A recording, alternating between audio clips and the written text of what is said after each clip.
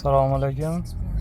BMW avtomobilimiz 320D 2015-yil 100 ming kilometr yurgan. Dizel. Kichkinagina 320 minaman degan akalarimiz uchun mana mashina ideal holatdagi, kilometri kam, 100 ming yurgan. Ovozlari ham mana toshlar zo'r. Mashina uchaman deyapti.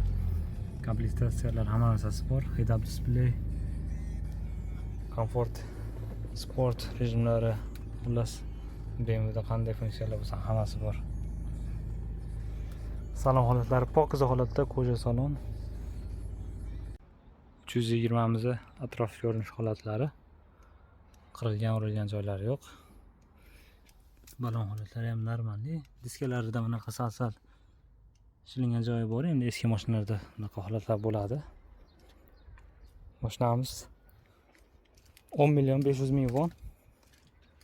To'g'ri qimmat deyishlar mumkin. Shu kunlarda BMW negadir qimmat. O'tgan safar oq rangli 10 millionlikni qo'ydim. 2015-yilda bu ham. Bunisi ham 2015-yil 100 ming yurgan. 10.500.000 ekan. Kimga kerak bo'lsa kelib test drive qilib ko'rasizlar. Kalti ikkita